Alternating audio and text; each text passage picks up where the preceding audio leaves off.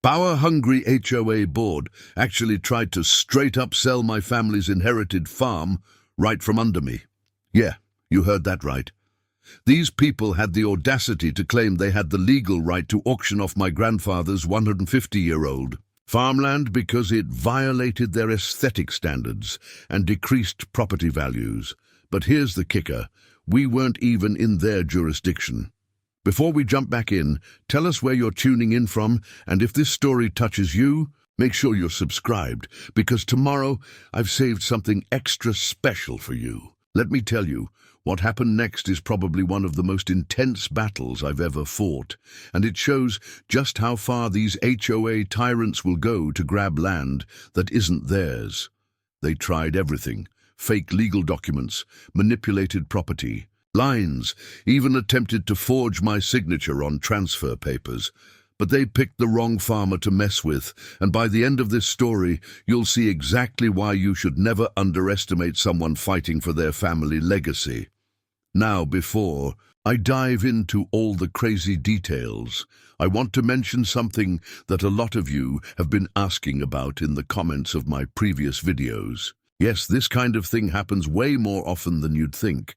There's this disturbing trend of HOAs targeting historic farms, especially ones that have been passed down through generations.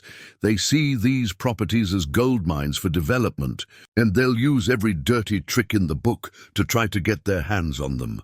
And you know what makes this story even more insane? The HOA president turned out to be involved in something so shocking that when it finally came to light, well, I don't want to spoil it just yet, but let's just say it makes those true crime documentaries look tame in comparison.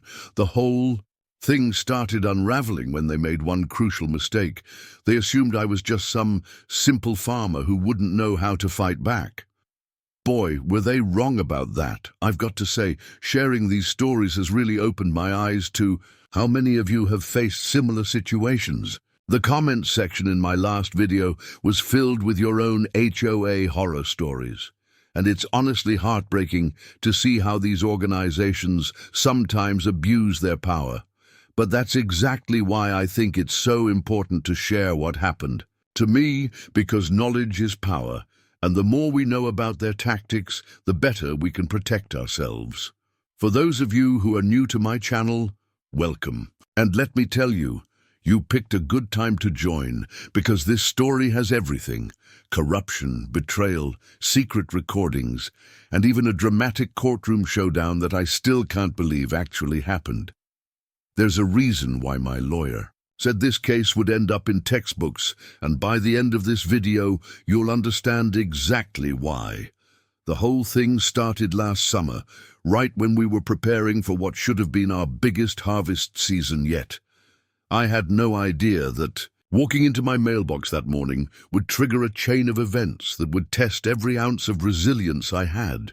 The letter I found that day, well, let's just say it was the first move in what turned out to be a carefully orchestrated plan to steal not just my land, but my entire family's heritage. And speaking of family heritage, this isn't just about a piece of land.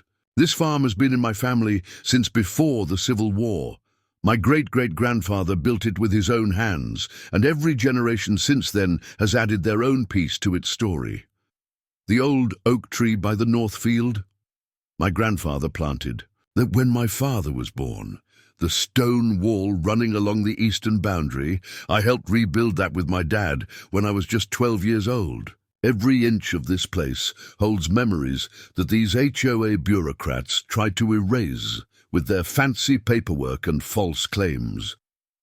Before I get into the full story, though, make sure you hit that subscribe button and ring that bell, because trust me, you're going to want to hear how this ends, and drop a tractor emoji in the comments if you're ready for this wild ride.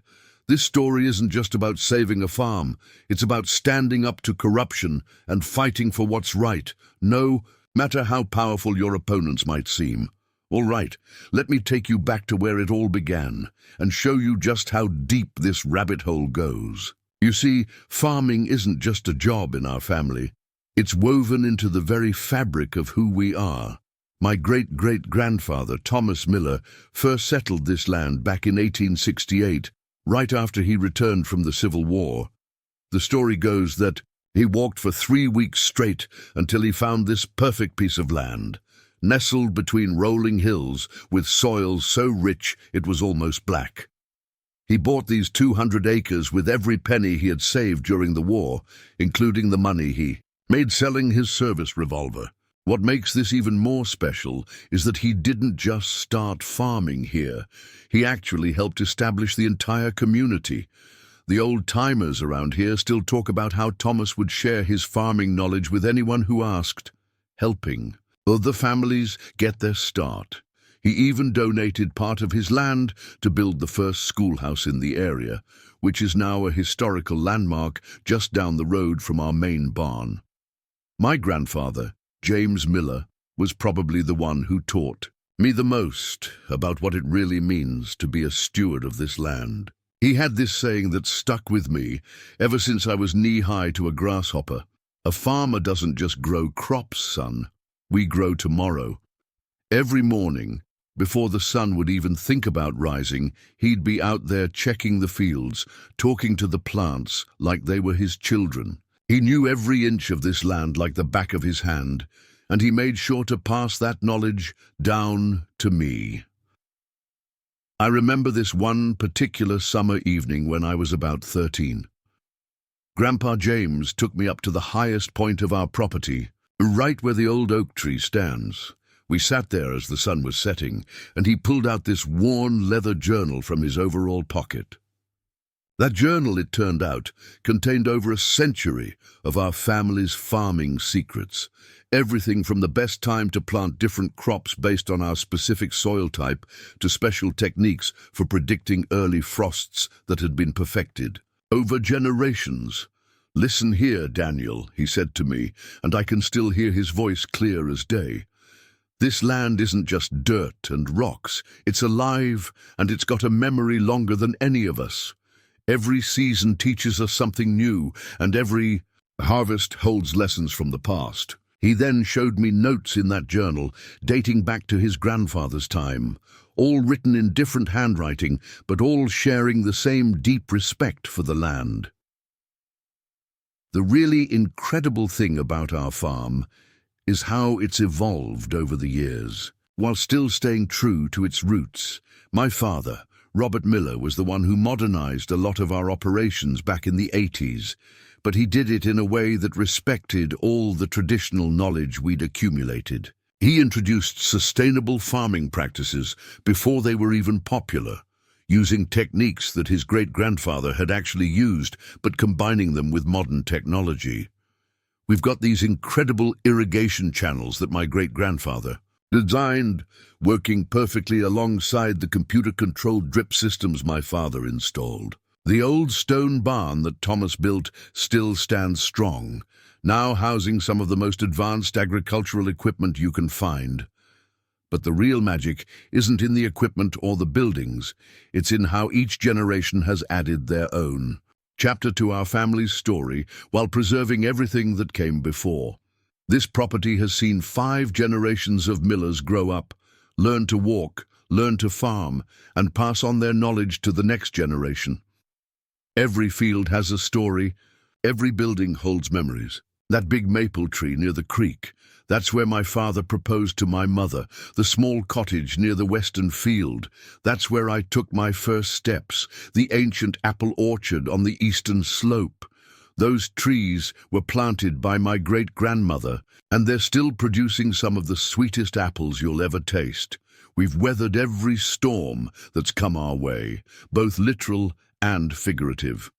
During the Dust Bowl, when many farms were failing, my great-grandfather's deep understanding of soil conservation kept our land productive. During the farm crisis of the 1980s, when many family farms were being sold off to big corporations, my father's innovative approaches kept us not just surviving, but thriving. That's why when this HOA situation started, it wasn't just about property, rights, or land value. It was about protecting a living, breathing piece of American agricultural history. Every acre of this farm holds generations of knowledge. Every building tells part of our family's story, and every harvest continues a tradition that's older than most of the buildings in this county. And these HOA people, they thought they could just erase all of that with a few signatures on some legal documents. Well, they were about to learn that when you mess with a Miller farm, you're not just fighting one farmer. You're going up against 5 generations of agricultural wisdom and determination. And let me tell you, that's not a fight they were prepared for. These days, the farm is more than just a piece of history. It's a thriving, modern operation that my wife Sarah and I have worked hard to build upon. Sarah isn't from a farming background originally. She was actually a botanical researcher when we met, and her scientific knowledge has been absolutely invaluable in developing new, sustainable farming techniques. She's got this amazing greenhouse where she experiments with different crop varieties, trying to find the perfect balance between traditional crops and new climate-resistant strains. We've got 3 kids. Emma, who's 16 and already showing signs of being a better farmer than I'll ever be. 12-year-old Michael, who's obsessed with the technical side of farming and is always tinkering with our equipment. And little Rose, who's just 6 but already has her own little garden plot, where she grows carrots and sunflowers. They represent the 6th generation of millers on this land, and watching them grow up here, learning the same lessons I did, well, it makes all the hard work worth it. One of our biggest pride and joys is our heritage seed program. You see, my grandfather preserved seeds from every successful crop we ever grew, and we've maintained that tradition. We've got this amazing seed vault in the old storm cellar, temperature-controlled now, thanks to Sarah's expertise, where we store varieties of corn, wheat, and vegetables that you just can't find anywhere else anymore. Universities sometimes send researchers here to study our seed collection, and we've even helped other farms restore some nearly lost crop varieties. We've also modernized in ways that I think would make my ancestors proud. Our main barn has solar panels now, powering most of our operation with clean energy. We've got a state-of-the-art irrigation system that uses 60% less water than traditional methods, and we've implemented precision farming techniques that would have seemed like science fiction to my grandfather. But we've done it all while preserving the core principles that have guided this farm for generations. One of our most successful ventures has been our community education program. Every summer, we host groups of students from local schools, teaching them about sustainable agriculture and the importance of preserving agricultural heritage. Sarah runs these amazing workshops where kids can learn about plant genetics and soil science, while I show them how to operate some of our traditional farming equipment. The look on their faces when they harvest their first ear of corn or collect eggs from our heritage breed chickens. It's priceless. Speaking of our animals, they're not just livestock to us. They're part of the farm's living history. We've got a flock of Narragansett turkeys, a breed that's been on this farm since my great-grandfather's time and is now considered rare. Our draft horses, Thunder and Lightning, aren't just for show. We still use them for certain delicate field work where heavy machinery would compact the soil too much. And then there's old Jack, our border collie, who's probably the best cattle dog in 3 counties and has been helping us manage the herd for almost 12 years now. The farm isn't just our home and business. It's become a sort of living museum of American agricultural practices. We've preserved the old methods while embracing new technology, creating this unique blend of past and present that draws visitors from all over the state. The old blacksmith shop, for instance, is still fully functional. My grandfather taught me how to use it, and now I'm teaching Michael. But right next to it, we've got a modern workshop with computer-controlled tools for precision parts manufacturing. Before all this HOA nonsense started, we were actually in the middle of our biggest project yet. We'd been working with the State Historical Society to get the farm registered as a historical agricultural site. The paperwork was almost complete, and we were planning to expand our educational programs to include year-round workshops and maybe even partner with some local colleges for agricultural internships. Sarah had just finished setting up a new research greenhouse where she was going to study drought-resistant crop varieties, and Emma was starting to develop her own ideas for expanding our organic section. Everything was falling into place. We'd just had our best harvest in years. The new sustainable irrigation system was working better than we'd hoped, and we were even talking about restoring the old grain silo into an observation tower for visitors. The farm was doing exactly what it was meant to do, feeding people, teaching people, and preserving important agricultural knowledge for future generations. Then that letter arrived in our mailbox, and suddenly everything we'd built, everything we'd preserved, everything we were planning for the future, it was all at risk.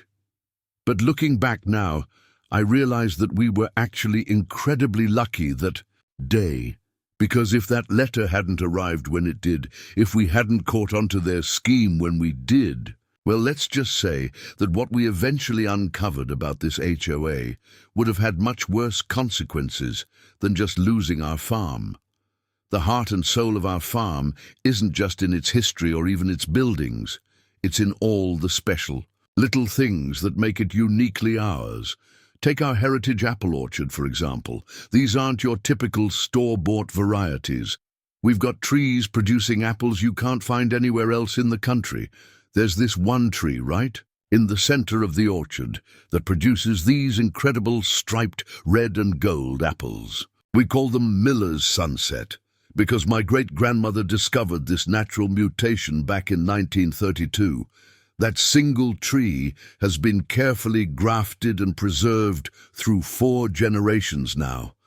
And you know what makes it even more special? Those apples aren't just beautiful. They're part of our community. Every fall we host what we call the Heritage Harvest Festival, where local families come to pick apples, press cider, and learn about preserving these rare varieties. The look on people's faces when they taste a Miller's Sunset for the first time, it's like watching someone discover a piece of living history. Some of our elderly visitors even tear up, saying it tastes just like the apples they remember from their childhood. But I've got to say the real magic happens in what we call the North Field. And quick side note, a lot of you have been asking in the comments of my previous videos about how we name our fields. Well, here's your answer. The North Field isn't just any plot of land. It's where we grow our experimental crops and where Sarah conducts most of her research. It's also where old Jack, our border collie, first showed us just how special he was. You see, about 5 years ago, we were having trouble with coyotes coming after our heritage turkey flock. These turkeys are irreplaceable. Some of these bloodlines go back to the 1800s. One night we heard this huge commotion from the turkey enclosure. Old Jack, who was just a young dog then, took off like a shot before we could even react. By the time I got there with my flashlight, he had somehow managed to herd all 37 turkeys into their secure coop and was standing guard at the entrance facing down 2 coyotes. He didn't attack them, didn't bark. He just stood there, steady as a rock until they backed off. Preparing and narrating this story took us a lot of time, so if you are enjoying it, subscribe to our channel. It means a lot to us. Now back to the story. Since then, old Jack has become more than just a farm dog. He's our guardian, our helper, and honestly, one of the family. He seems to know instinctively which fields need checking each morning, and he's got this uncanny ability to sense when something's not right. The local kids who come for our educational programs absolutely adore him, and he's so gentle with them, even while he's showing them how to herd the sheep or guide the cattle. Speaking of our cattle, we've got something pretty special there too. Our main herd is descended from the original cattle my great-grandfather brought over from his family's farm in Ireland. They're what we call Irish moiled cattle, a heritage breed that's actually listed as threatened now. These cows are incredibly hardy and produce amazing milk with higher butterfat content than most modern breeds. We've worked with several universities to help preserve this breed, and our bull, Big Red, has helped establish 3 other heritage herds across the state. And then there's our greenhouse, or as Sarah likes to call it, her time machine. It's where we maintain seedlings from our historic seed vault, growing out small batches each year to keep the genetic lines viable. Sarah's got this amazing system set up where she can recreate different climate conditions, helping us understand how these heritage varieties might adapt to changing weather patterns. She's even got some of our great-grandfather's original wheat varieties growing alongside modern strains, studying how they differ in terms of drought resistance and yield. The greenhouse is also where Emma, our oldest, really started to show her farmer's instincts. When she was just 10, she noticed that some of our heritage tomato plants were showing signs of stress before any of our monitoring equipment picked it up. She started keeping this detailed journal, just like her great-great-grandfather used to do, noting down every little change she observed. Those observations actually helped Sarah develop a new early warning system for plant diseases that we now use across the entire farm. But you know what really makes all of this special? It's how everything and everyone on the farm is connected. The compost from our cattle helps enrich the soil for our heritage crops. The heritage crops feed our heritage livestock. Our border collie helps protect everything. The kids learn from every aspect of farm life, just like I did, just like my father did, and his father before him. It's this beautiful, intricate dance that's been choreographed over generations. And by the way, speaking of connections, drop in the comments if you're also into preserving heritage breeds or historic farming methods. I love hearing about how other people are keeping these traditions alive. Little did we know that all of these connections, all of these precious pieces of living history, were about to face their biggest threat ever. Because that HOA, they weren't just after our land, they were after everything we'd built.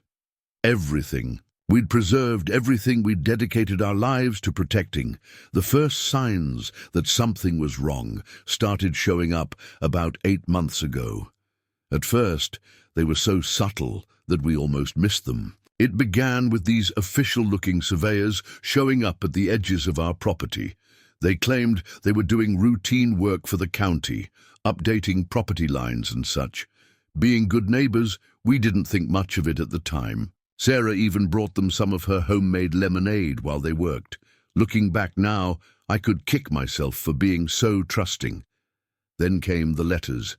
Just 1 or 2 at first. Very professional-looking documents from something called the Valley View Estates Property Management Association. They started out friendly enough, talking about community development and property values. These letters mentioned how our farm was part of their projected development zone. Whatever that was supposed to mean, we mostly ignored them since we knew we weren't part of any HOA. Our property predated any housing developments in the area by over a century. But then things started getting weird. We began noticing expensive cars driving slowly past our property, people in business suits taking pictures of our fields and buildings. One day, I caught someone actually measuring our front gate. When I confronted him, he mumbled something about community standardization and quickly left in a Mercedes that probably cost more than our tractor. The real red flag came during one of our educational sessions with the local school kids. We were in the middle of showing them how to handle our heritage turkey chicks when this woman in a power suit marched right into our barn. She introduced herself as Patricia Montgomery, the Community Standards Director for Valley View Estates. She started going on about how our agricultural activities were incompatible with the area's future development plans. I tried to explain our farm's history and importance, but she just kept talking over me, barely even acknowledging the kids who were there learning. She actually had the nerve to say that our educational programs were attracting undesirable elements to the neighborhood. These undesirable elements were literal schoolchildren learning about where their food comes from. That evening, after everyone had gone home, Sarah and I found a thick envelope stuck in our front door. Inside was a massive document titled Notice of Community Integration and Property Standards Compliance Requirements. It was filled with all this legal jargon, but basically they were claiming that due to some recent redistricting, our farm had been automatically incorporated into their HOA's jurisdiction. The document included a list of what they called violations. And let me tell you, it was absolutely ridiculous. They claimed our heritage breed animals were exotic pets that needed special permits. Our century-old barn apparently violated their architectural harmony guidelines. They even had the audacity to claim our apple orchard was an unauthorized agricultural installation. An unauthorized agricultural installation. These trees were here before their precious HOA even existed. And seriously, guys, drop a in the comments if you've ever heard something this absurd from an HOA. But the most concerning part came near the end of the document. There was this clause about property rehabilitation and community standards enforcement. It stated that if we failed to remedy these supposed violations within 90 days, the HOA would have the right to initiate property recovery procedures. In other words, they were threatening to take our farm and sell it if we didn't comply with their demands. At first, we thought it had to be some kind of elaborate prank. I mean, how could they possibly think they had the authority to do this? But when I started making calls to some of our neighbors, a disturbing pattern emerged. It turned out we weren't the only ones getting these notices. Several other historic properties in the area had received similar letters, all from this same Valley View Estates HOA. What really set off alarm bells was when I learned that two small farms on the other side of the county had already been forced to sell under similar circumstances. These were families who'd owned their land for generations, just like us. They'd fought back, but eventually got buried under legal fees and harassment until they had no choice but to give up. That night, as Sarah and I sat at our kitchen table, looking over all these documents, we could hear old Jack barking outside, something he rarely does without good reason. When I went to check, I found fresh tire tracks in our driveway and what looked like surveyor's marks spray-painted on some of our fence posts. Standing there in the dark, watching old Jack stare intently into the shadows, I had this sinking feeling that this was just the beginning of something much bigger and much worse than we could imagine. Little did I know then just how right that feeling was, or how deep this rabbit hole would go, because what we eventually discovered about Valley View Estates and their real plans for our land, well, let's just say it makes their ridiculous violations list look like child's play. The real bombshell dropped exactly 1 week after those surveyors marked our property. It was a regular Tuesday morning. I was out in the north field with Emma, teaching her about soil testing, when Sarah came running out with a stack of papers in her hand. Her face was pale, and I knew immediately something was seriously wrong. What she handed me was a formal notice of sale from the Valley View Estates HOA. Not a threat this time, not a warning. An actual notice stating that our property had been listed for auction. The document claimed they had legal authority to sell our farm due to severe and persistent violations of community standards and failure to integrate with the approved development plan. The most shocking part? They'd already scheduled the auction for just 30 days away. They were trying to fast-track this whole thing before we could even respond. The notice included an official property valuation that was barely a third of what our farm was worth, and they had the nerve to include a generous relocation assistance offer of $5,000 if we agreed to leave within 2 weeks. I remember standing there in the field, holding these papers, while Emma read them over my shoulder. She suddenly grabbed my arm and pointed to something I'd missed in my initial shock. There, at the bottom of the document, was a photocopy of what appeared to be My signature on a property transfer agreement. The thing is, I had never signed anything of the sort. Dad, Emma said, her voice shaking, that's not your handwriting. Look at how you make your M. It's completely different. She was right. Someone had forged my signature and they hadn't even done a very good job of it. They were so confident in their power that they didn't even bother to make it convincing. I immediately tried calling the number listed on the notice, but of course, no one answered. Instead, I got an automated message about community improvement initiatives. Sarah was already on the phone with our family lawyer, but he was on vacation in Europe and wouldn't be back for another week. We needed to act fast, but we had to. Be smart about it. That afternoon, 3 men in expensive suits showed up unannounced at our front door. They introduced themselves as representatives of Valley View Estates Development Corporation, a separate entity from the HOA, but clearly connected.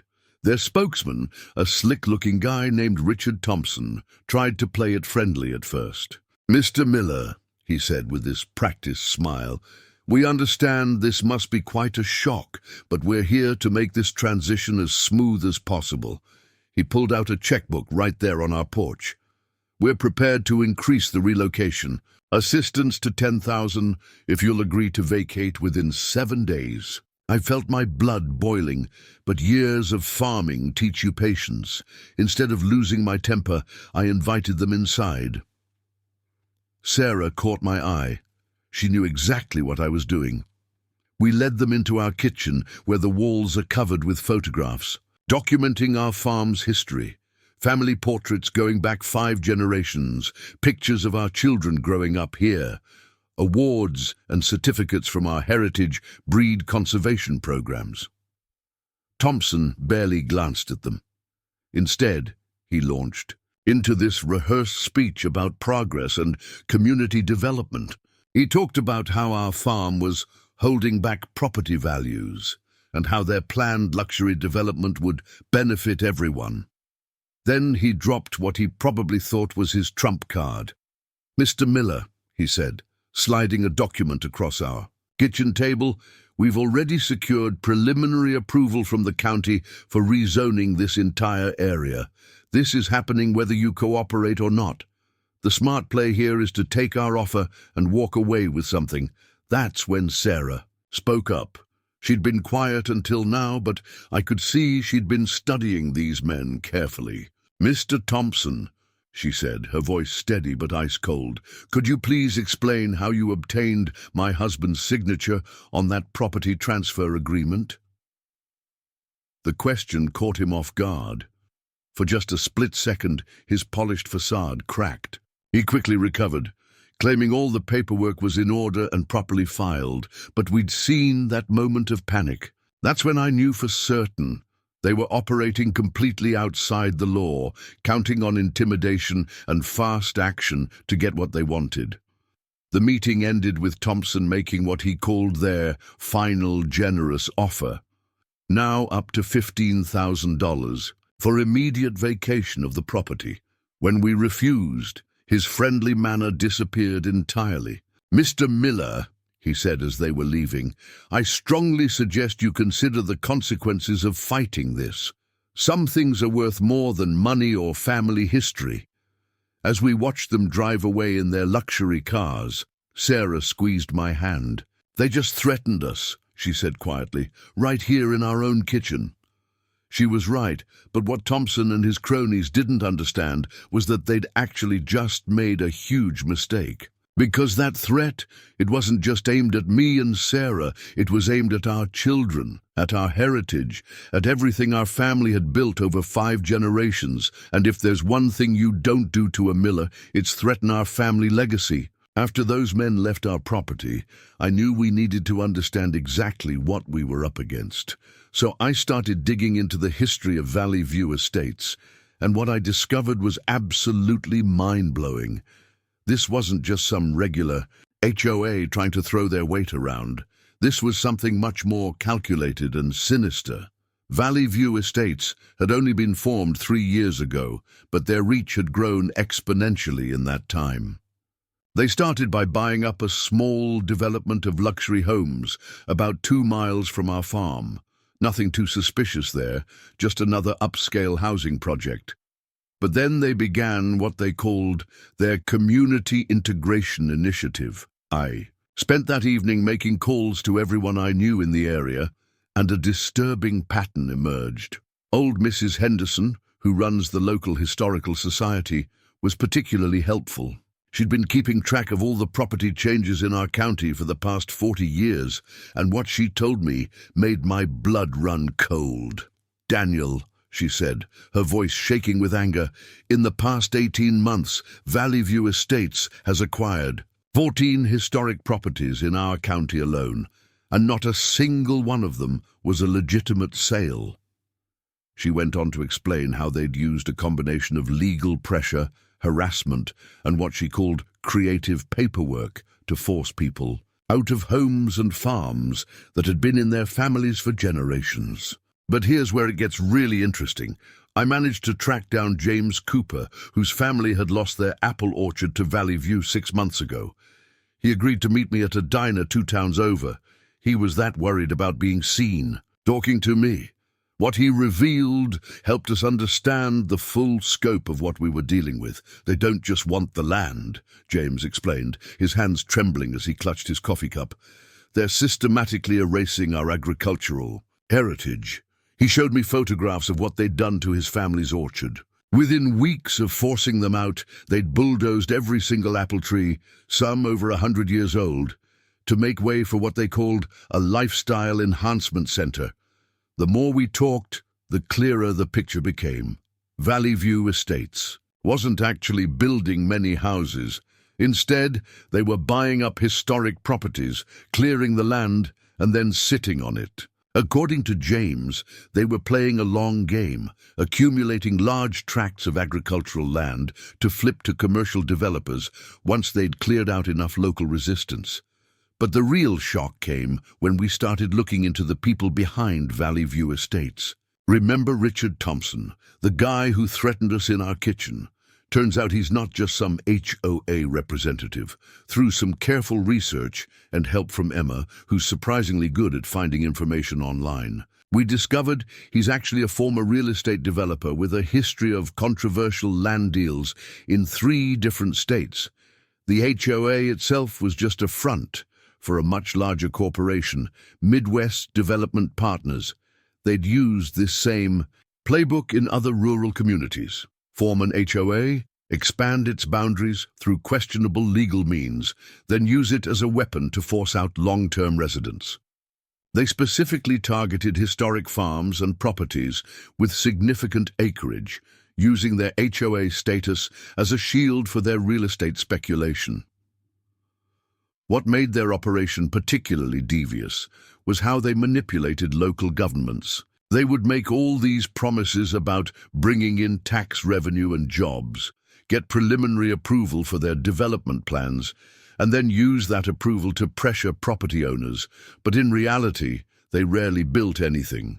They were land speculators, pure and simple, using an HOA as a legal fiction to bully people into selling. Sarah spent hours going through county records and found something else disturbing. Valley View Estates had been quietly buying up water rights in our area.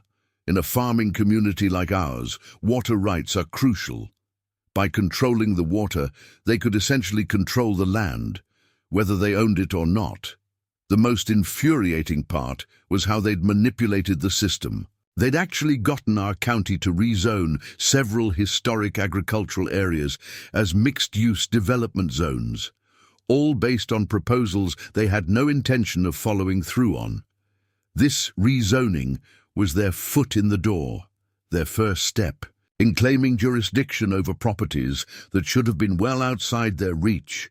But their biggest mistake was assuming we were just simple farmers who wouldn't understand their legal maneuvering. What they didn't know was that Sarah had actually worked in environmental law before deciding to join me on the farm.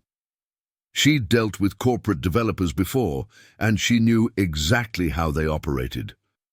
As we pieced all this information together, that night, sitting at our kitchen table with papers spread everywhere, we realized we weren't just fighting for our farm anymore.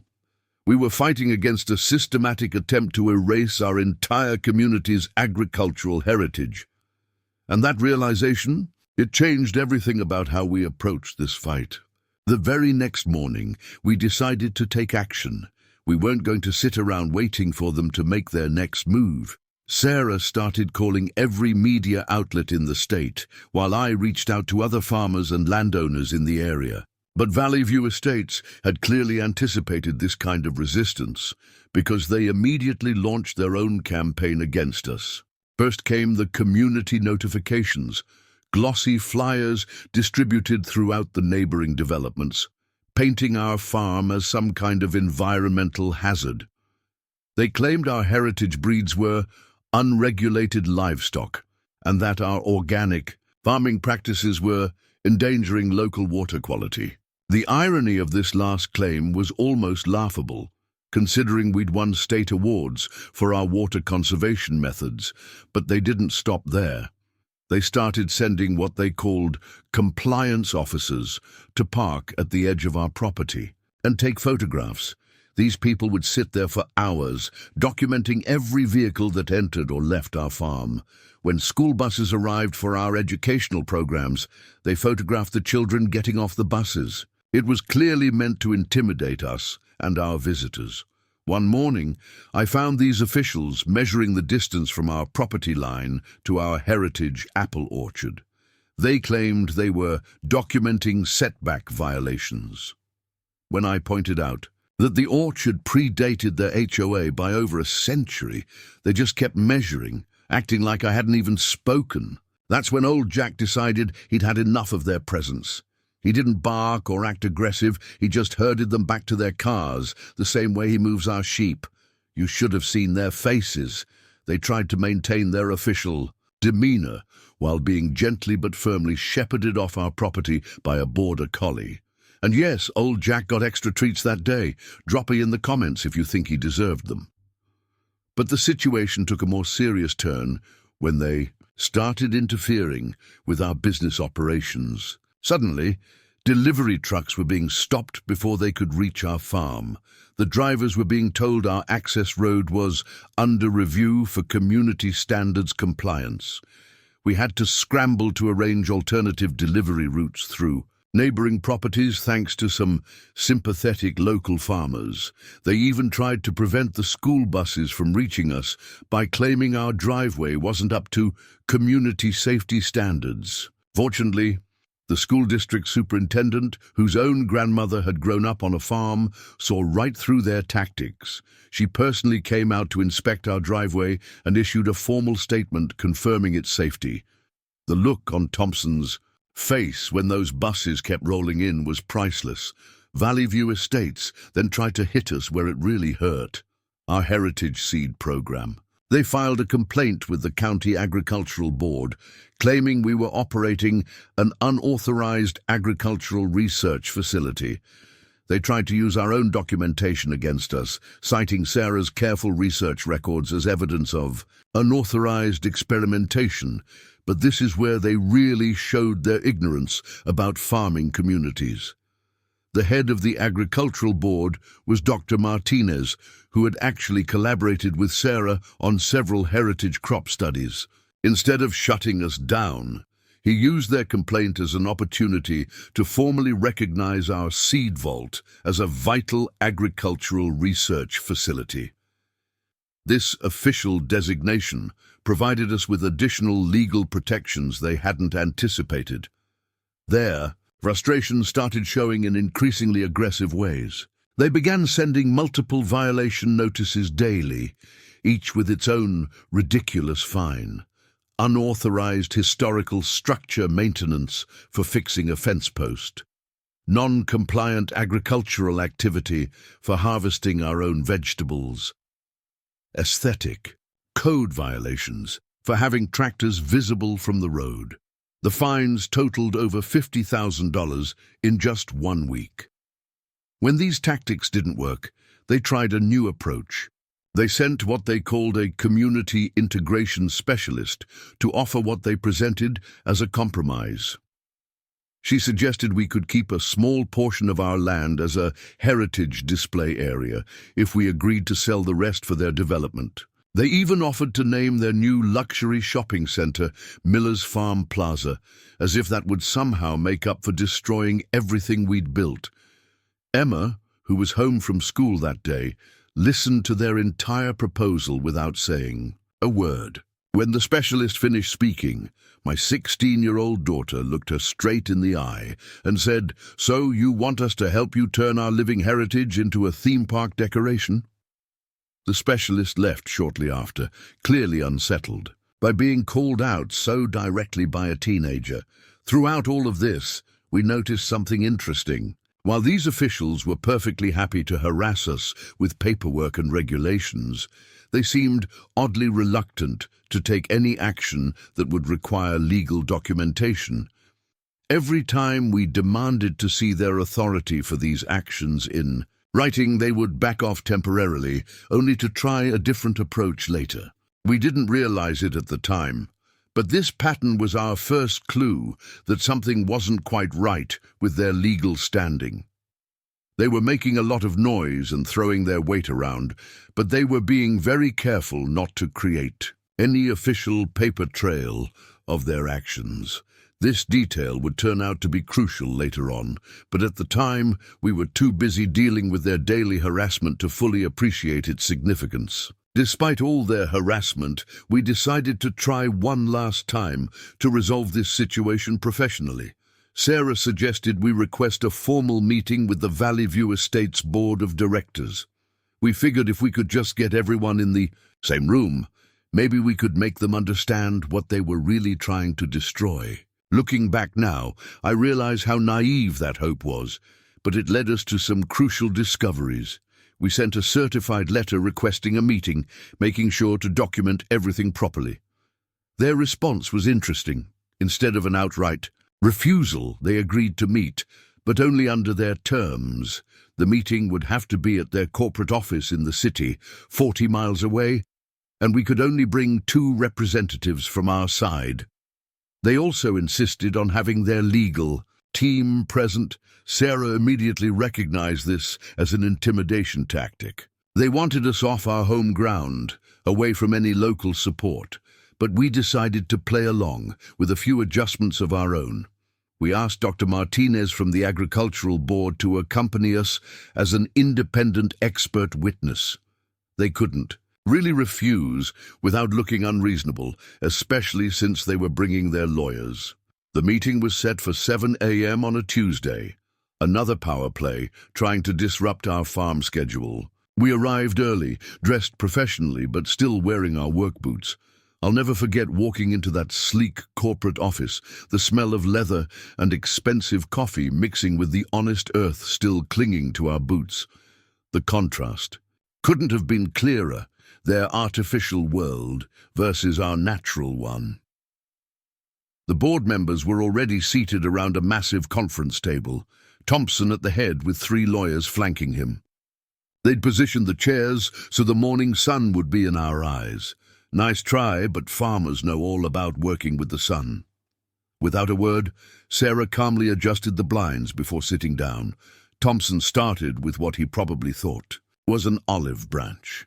"Mr. and Mrs. Miller," he said, shuffling some papers, "we appreciate you coming in today. We believe we can find a mutually beneficial solution." He then launched into a presentation about their vision for the future of the community. The presentation was quite something. Slick computerized renderings showed our farmland transformed into what they called an agricultural heritage-themed luxury development. Our historic barn would become a rustic chic restaurant. The apple orchard would be replaced with a boutique shopping experience featuring farm-inspired architecture. They'd even planned to turn our seed vault building into a farm-to-table coffee shop. When they finished, Thompson sat back with this self-satisfied smile, like he'd just solved all our problems. "As you can see," he said, "we're not destroying your heritage. We're evolving it, making it relevant for the modern world." That's when Sarah pulled out her laptop and started her own presentation. She'd prepared a detailed analysis of the agricultural and historical significance of our farm. She showed maps tracking the genetic diversity preserved in our seed vault, data on our water conservation methods, statistics about our educational programs. Dr. Martinez added comments about the scientific importance of our heritage breeds and crop varieties. The board members started shifting uncomfortably in their chairs. This clearly wasn't going according to their script. One of the lawyers tried to interrupt, claiming this was outside the scope of the meeting, but Sarah just kept going, her voice steady and professional. Then she dropped the bombshell. She pulled up documents showing how Valley View Estates had systematically targeted historic farms across 3 states, always using the same playbook. In every case, their promised luxury developments never materialized. Instead, the land was sold off to commercial developers within a year or 2. Thompson's face went from confident to concerned to angry in the space of about 30 seconds. He tried to shut down the meeting, but Sarah wasn't finished. She pulled out one final document, a preliminary application they'd already filed with the state to rezone our entire area for commercial use. They'd submitted this before even approaching us about selling. "So," Sarah said, her voice still perfectly calm, "would you like to explain how this aligns with your agricultural heritage preservation plans?" The room erupted in chaos. Thompson was shouting about confidential business documents, his lawyers were scrambling to damage control, and board members were talking over each other. Dr. Martinez just sat there taking notes, a small smile playing at the corners of his mouth. In the middle of this, I noticed something odd. One of the board members, an older gentleman named Harrison, wasn't participating in the chaos. Instead, he was staring at our farm's historical photos with a strange expression. When he caught me watching him, he quickly looked away, but not before I saw what looked like genuine regret in his eyes. Thompson finally regained control of the room by declaring the meeting over. As we were being practically pushed toward the elevator, Harrison quietly slipped a business card into my pocket. "Call this number," he whispered. "There's something you need to know." On the drive home, Sarah and I were quiet, processing what had happened. We'd gone in hoping for resolution, but had instead confirmed our worst fears and possibly found an unexpected ally. What we didn't know then was that Harrison's card would lead us to information that would change everything about this fight. The morning after that disastrous meeting, we woke up to something that made my blood run cold. Someone had broken into our seed vault during the night. At first glance, nothing seemed missing. All the carefully labeled containers were still there. But when Sarah did a closer inspection, she noticed that someone had tampered with the climate control system. They'd adjusted the temperature and humidity settings to levels that could have destroyed generations of irreplaceable seeds. Thankfully, Sarah's redundant monitoring system had caught the changes immediately and automatically corrected them. She'd installed that system after reading about similar incidents at other heritage seed banks. At the time, I'd thought she was being overly cautious. Now I realized she'd been prescient. But what really shook us wasn't the break-in itself, it was what they left behind. Sitting on the main workbench was a small pot containing a dead heritage tomato seedling, one of the rare varieties we'd been working to preserve. Around its withered stem was wrapped a typed note that read, "Everything dies eventually. Take the offer while you still can." Old Jack had been acting strange all night, pacing and whining, but we'd attributed it to the thunderstorm that had rolled through. Now we realized he'd probably sensed the intruders, but had been kept inside due to the weather. Looking at the security footage, we could see shadowy figures moving in the rain, their faces carefully hidden from cameras. And seriously, if you've ever had a dog try to warn you about something and you didn't listen, drop her in the comments. Sometimes our 4-legged friends know better than we do. I wanted to call the police immediately, but Sarah urged caution. "Think about it," she said. "They wanted us to find this. They're trying to show us they can get to anything on the farm." She was right, of course. This wasn't just vandalism. It was a carefully calculated message. We did a thorough check of the entire farm after that. Everything seemed normal until we reached the heritage apple orchard. There, we found small X marks carved into the bark of several trees, including the original Miller's sunset apple tree. The marks weren't deep enough to harm the trees, but the message was clear. They could damage our most precious assets anytime they wanted. Emma was the one who noticed something else, something that made the whole incident even more disturbing. The damaged seedling they'd left wasn't just any heritage tomato. It was specifically from the strain her great-grandfather had developed. That information wasn't public knowledge. Someone had done their research, or worse, had inside information about our farm's history. We called a family meeting that evening. Even little Rose understood the seriousness of the situation. She hugged her little garden tools close as we discussed what to do. Michael, our tech-savvy middle child, had already started researching additional security systems. Emma suggested we take cuttings from all our heritage trees and send them to other farms for safekeeping. Sarah spent hours documenting everything, taking photographs and notes.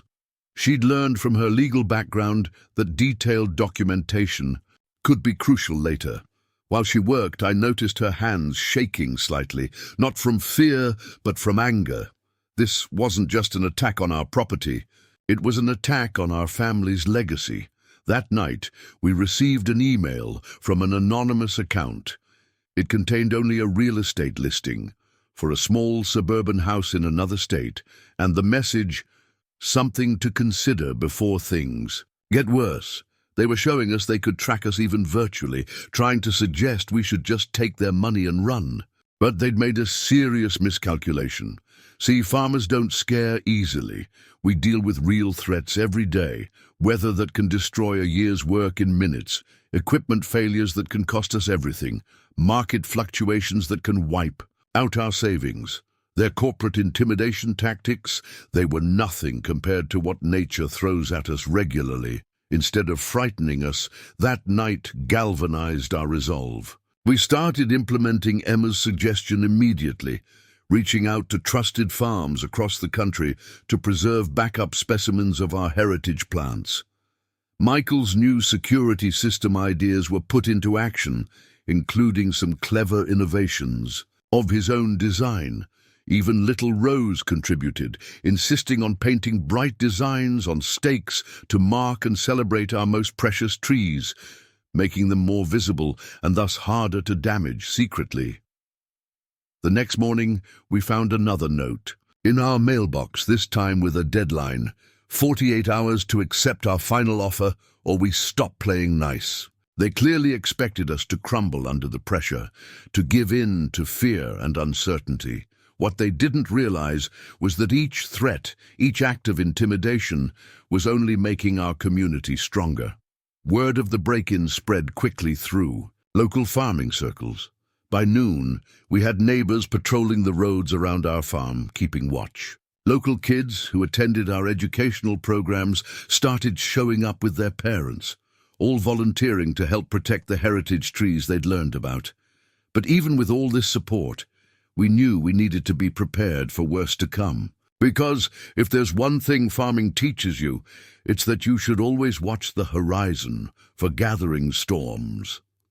Their 48 hours to stop playing nice threat wasn't an empty one. The morning after their deadline passed, we discovered they'd gone after something far more precious than buildings or trees. They'd targeted our heritage livestock. Someone had broken into our rare breed turkey enclosure during the night. These weren't just any turkeys. They were Narragansett turkeys, a heritage breed that we'd been carefully preserving for decades, with bloodlines going back to my great-grandfather's time. Old Jack had been restless all night again, but this time he'd been locked in the barn. because we'd found suspicious meat scraps scattered around the property the day before, clearly meant to tempt him away from his guard duties. When we got to the turkey enclosure, we found the gate damaged and several birds missing, but what made my heart truly stop was seeing our prize-breeding Tom, Benjamin Franklin. Yes, we named him that, and yes, the kids found it hilarious.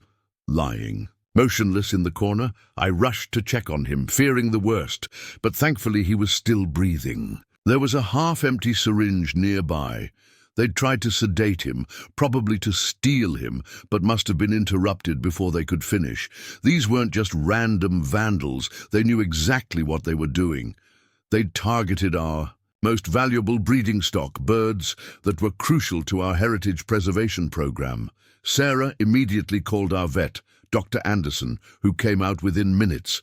She lives nearby and has been caring for our animals for years. While she worked to stabilize Benjamin Franklin, we did a head count. 6 of our youngest breeding hens were missing, birds that represented years of careful genetic preservation. They knew exactly which birds to take, Dr. Anderson said grimly as she examined Benjamin Franklin. These sedatives aren't something amateurs would have access to. This was professional work. She managed to save our Tom, but warned us that the stress might affect his breeding capabilities for the season, a serious blow to our preservation program for those wondering about heritage breeds. Drop a in the comments if you think it's important to preserve these historic animal varieties.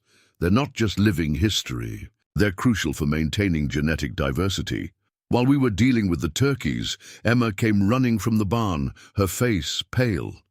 She'd gone to check on our Irish moiled cattle and discovered that someone had tampered with the electronic gates of their enclosure. The gates had been sabotaged to stay open, clearly hoping our cattle would wander onto the road during the night. If it hadn't been for Emma's habit of doing early morning checks, we could have lost our entire heritage herd. But what really drove home the calculated nature of this attack was what we found in the cattle barn. They'd left photographs, clearly, taken over several days, showing our kids working with the animals. The message was clear. They were watching everything, including our children. These weren't just surveillance photos. They were a threat. Sarah was absolutely livid. "They've crossed a line," she said, her voice shaking with anger. "Threatening our animals is one thing, but bringing our children into this?" She immediately called the police, but we already knew what would happen. Just like with the seed vault break-in, there would be a report filed, and nothing would come of it. The community's response, however, was immediate and overwhelming. Within hours of hearing about the attack, neighboring farmers showed up with spare turkey housing, offering to take in some of our birds for safekeeping. Local 4-H club members volunteered to help upgrade our security systems. Even the feed store owner, Mr. Jenkins, called to warn us that someone had been asking suspicious questions about our livestock feeding schedules. That evening, we held another family meeting, but this time it was different. This wasn't just about protecting our farm anymore. It was about protecting our family. Michael had already set up a system of wildlife cameras throughout the property. Emma had coordinated with other heritage breed farmers to create a network of safe houses for our most valuable breeding stock. Even little Rose contributed by suggesting we give our heritage animals special colored tags so we could identify them quickly if they were mixed with other livestock. We stayed up late into the night, implementing new security measures. Sarah's brother, who works in IT security, helped us set up a sophisticated camera system that would upload footage directly to cloud storage, so even if the cameras were damaged or stolen, we'd have evidence. We installed motion sensors and extra lighting around all our heritage breed enclosures. But perhaps the most important decision we made that night was to go public with what was happening. Sarah started documenting everything meticulously. The break-ins, the threats, the suspicious activities. We began posting updates on social media about the challenges facing historic farms like ours. The response was overwhelming. with people from across the country sharing similar stories of developers using underhanded tactics to force out family farms. What Valley View Estates didn't realize was that by targeting our heritage breeds, they'd actually given us a powerful weapon to use against them. These weren't just farm animals, they were living history, part of our national agricultural heritage, and people, it turns out, care deeply about preserving that heritage. But even as we strengthened our defenses and rallied support, we knew this was just the beginning. The calculated nature of these attacks, the professional execution, the escalating threats. It all pointed to something bigger than just an aggressive HOA. We were starting to realize we were dealing with something far more organized and dangerous than we'd initially thought. The next escalation came just 2 days after the livestock incident, and this time they went after something even more fundamental to our farm's survival: our water rights. We woke up to find our main irrigation system completely shut down. At first, I thought it was just a technical glitch, but when I went to check the main valve at our property line, I found it had been professionally sealed off, with official-looking county notices plastered all over it. The notices claimed our water usage was under review due to community resource management concerns. They were dated for the previous day, but we'd never received any warning or notification. Even more suspicious, they were supposedly issued by the county water board, but the contact number listed wasn't the actual county office, something we discovered after spending hours trying to reach someone. This wasn't just harassment anymore. This was a direct attack on our ability to farm. We had thousands of heritage plants that needed consistent irrigation, not to mention our livestock. Without water, we'd lose generations of carefully preserved genetic lines within days. The timing wasn't accidental either. They'd chosen to do this during one of the driest weeks of the summer. If you've ever experienced someone trying to cut off your basic rights like this, drop it in the comments. It's scary how people can abuse systems meant to protect us. Sarah immediately started making calls to every official she could reach. But it being early morning, most offices weren't even open yet. That's when Emma remembered something crucial. She'd been doing a school project on water rights and had discovered that our farm's water access was actually protected under an 1870s treaty. She'd even made copies of the original documents for her research. While Sarah worked the legal angles, we implemented our emergency protocols. We'd actually prepared for something like this after hearing about similar tactics being used against other farms. All our heritage specimens had backup, water supplies, and we had a network of neighbors ready to help in exactly this kind of crisis. Within an hour, a convoy of water trucks from neighboring farms started arriving. Old Mr. Peterson brought his entire water buffalo, refusing any payment. "My daddy got his first seedlings from your grandfather," he said. "Never forgot that kindness." The local fire department, hearing about our situation, coincidentally decided to conduct water pressure tests on the hydrants near our property, making sure we had access to emergency water if needed. But Valley View Estates had planned for this kind of community response. By mid-morning, their compliance officers were photographing everyone who brought us water, taking down license plate numbers, and making threatening comments about interfering with official water management protocols. They even tried to prevent the fire department from conducting their tests, claiming it violated HOA regulations. That's when we got an unexpected ally. "Remember Harrison, the board member who'd slipped me his card?" he called, speaking in carefully measured terms.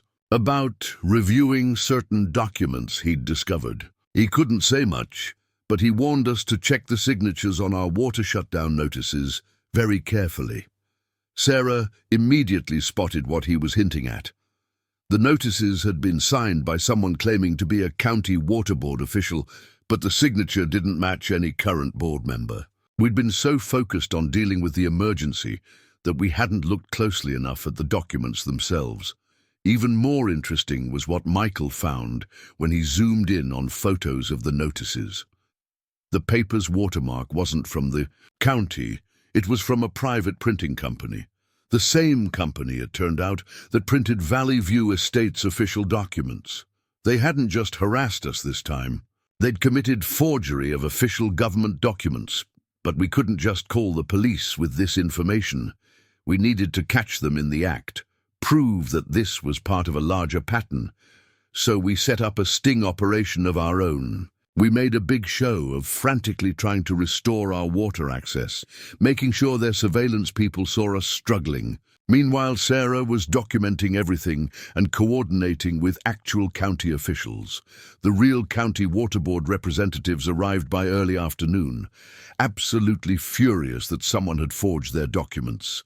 They immediately ordered the removal of the illegal seals and launched their own investigation. But just before they arrived, we spotted someone hurriedly replacing the original forged notices with new ones, this time with correct county letterhead. We got it all on video. This proved to be a crucial mistake on Valley View Estates' part. Not only had they committed forgery, but they'd also tampered with critical agricultural water access, a federal offense when it involves heritage species preservation. More importantly, they'd finally created a paper trail we could use against them. But their response to being caught was even more troubling. Instead of backing down, Thompson sent a message through their lawyers. Impressive move with the water. Rights. Hope you're ready for what comes next. Some things are harder to protect than water access. Looking back, we should have realized then just how far they were willing to go. Because their next move, it would make the water shutdown look like a minor inconvenience in comparison. Their next move hit us where it hurt most, our heritage apple orchard, the one my great-grandmother had nurtured, where the original Miller's Sunset apple tree still produced its unique striped fruit. We'd been extra vigilant about security after their previous threats, but they found a way around all our precautions in the most devastating way possible. It started with what seemed like a routine agricultural inspection. A man in an official-looking uniform showed up with paperwork about checking for apple blight, a serious disease that can destroy entire orchards. His credentials looked legitimate, and we'd had similar inspections before, so we allowed him access to the orchard. That was our first mistake. 2 days later, Emma noticed something wrong with the Miller's Sunset tree. The leaves were starting to curl in an unusual way, and there was a strange discoloration on the bark. Sarah took one look, and her face went white. She'd seen this before in her research. It wasn't apple blight at all. Someone had deliberately infected our heritage trees with a fast-acting pathogen. We called in every agricultural expert we could reach. Dr. Martinez came immediately, bringing specialists from the state university. Their verdict was devastating. The infection was aggressive and engineered to spread quickly. It wasn't just attacking the Miller's Sunset tree, it was threatening our entire heritage orchard. For those who understand the importance of heritage varieties, drop A in the comments. Once these genetic lines are lost, they're gone forever. The next few days were a blur of desperate activity. We had to quarantine the infected trees, taking cuttings from healthy branches in hopes of preserving something of these century-old varieties. Sarah worked around the clock, coordinating with agricultural labs across the country, trying to find a way to save at least some of the trees. Emma was hit particularly hard. She'd grown up climbing these trees, had learned her first grafting techniques on their branches. The day we had to cut down the first infected tree, she stood there holding the ancient grafting knife her great-great-grandmother had used, tears streaming down her face. "Dad," she said, her voice breaking, "this tree was here before electricity came to the county, before cars, before everything modern, and now it's just gone." She was right. We weren't just losing trees, we were losing living connections to our past. The community rallied around us again. Neighboring orchards sent experts to help with the preservation efforts. Local schools organized volunteers to help with the emergency grafting program. Even some of Valley View Estate's own residents, hearing about what was happening, came to help, though they had to do it secretly to avoid HOA retaliation. But the most heartbreaking moment came when we realized we couldn't save the original Miller's sunset tree. Despite everything we tried, the infection had spread too far. The day we had to cut it down, 4 generations of Millers stood together in the orchard. Little Rose insisted on placing flowers at its base, while Michael documented everything with his camera, creating a detailed record of what we were losing. Sarah found me alone in the orchard that night, staring at the empty space where the tree had stood for over a century. She didn't say anything, just took my hand. We both knew this was more than just an attack on our farm. It was an attempt to erase our history, to break our spirit by destroying something irreplaceable. The next morning, we received another official notice from Valley View Estates.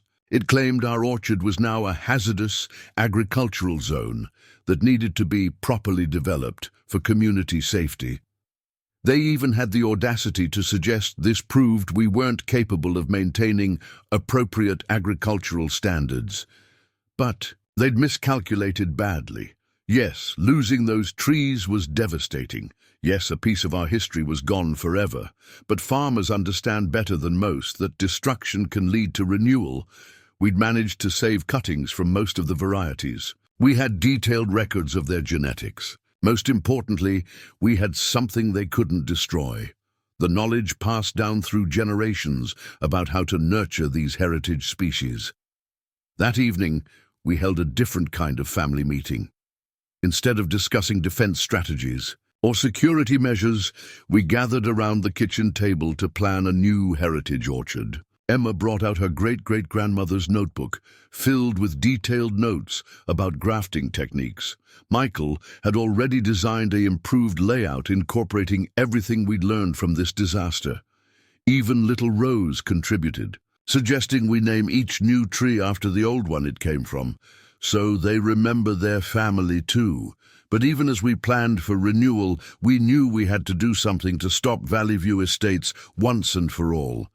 They'd crossed a line that couldn't be uncrossed, and our response needed to be decisive. What we didn't know then was that their attack on our orchard had actually given us the key to their undoing. After losing our heritage orchard, we knew we had to change tactics. Playing defense clearly wasn't enough. We needed to start investigating Valley View Estates themselves. Sarah's legal background came in handy here, as she knew exactly where to start looking for irregularities in their operation.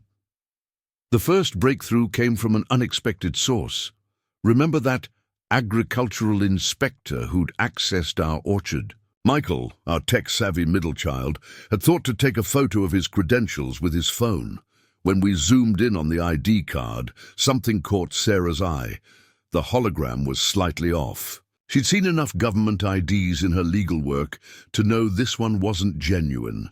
We took this information to Dr. Martinez, who had connections with the real Agricultural Inspection Office. It turned out no official inspection had been scheduled for our area. More importantly, they confirmed that the type of pathogen used on our trees wasn't something that occurred naturally. It had to have been specifically cultivated in a lab. If you've ever caught someone using fake credentials, drop it in the comments. It's scary how professional these fakes can look. This led us down a rabbit hole of investigation. Emma started cross-referencing dates of other official inspections in the area with actual county records. She discovered a pattern. Similar fake inspections had occurred at other farms just before they were forced to sell to Valley View Estates. Always the same approach. A fake inspector would show up, and within weeks the property would face some kind of agricultural crisis. But it was Harrison's cryptic warning that really got us looking in the right direction. He'd mentioned checking the signatures on official documents, so we started gathering everything we'd received from Valley View Estates. Sarah spent hours comparing signatures, dates, and document formats. What she found was fascinating and damning. All their official documents had been signed by different people, but when Sarah put them under strong light, she noticed something strange. The signatures had all been made with the same pen, using the same pressure, something that would be nearly impossible if different people had actually signed them on different dates. It looked like someone had signed all these documents at the same time, then backdated them. Michael, meanwhile, had been doing some digital sleuthing. He discovered that Valley View Estates' website had been registered just 3 months before. They started their aggressive expansion. Even more interesting, the registration was linked to a series of shell companies, all leading back to a larger development corporation with a history of controversial land grabs. We also started looking more closely at their community standards documentation. Sarah noticed that their bylaws had been copied almost word for word from another HOA in a different state, one that had been shut down for fraudulent practices 2 years earlier. Even the paragraph numbering was identical. They'd just changed the community name. One evening, while reviewing security footage from the day of the orchard inspection, Emma noticed something we'd all missed. The fake inspector's vehicle had a small logo on its side, barely visible, but there was something familiar about it. After enhancing the image, we realized it matched the logo of a private security firm that Valley View Estates had used during their compliance inspections. This got us digging into the security firm itself. Through public records, we found that it was owned by a cousin of Richard Thompson, Valley View Estates representative. The same firm had been involved in security incidents at other farms that had mysteriously ended up selling to Valley View Estates. The deeper we dug, the more connections we found. The printing company that had produced their forged water shutdown notices, owned by a board member's spouse. The lab that had certified our orchard as hazardous, run by a former business partner of Thompson's. They'd created an entire network of seemingly independent entities, all working together to force people off their land. But our most significant discovery came from analyzing their property acquisition patterns. Sarah created a map showing all the properties they'd targeted, marking the dates of each attempted acquisition. When we stepped back and looked at the pattern, it was clear they weren't just randomly grabbing land. They were systematically acquiring properties along a specific corridor, one that coincidentally aligned with a proposed highway expansion project that hadn't been made public yet. We were starting to understand the scope of what we were dealing with. This wasn't just about our farm anymore. It was about exposing a sophisticated land grab operation that had been targeting historic farms across multiple counties. The fake inspections, forged documents, and manufactured crises were all part of a larger scheme. What we didn't know then was that we weren't the only ones investigating Valley View Estates. As we would soon discover, there were others who had been gathering evidence of their activities. Evidence that would prove far more damaging than anything we'd found so far.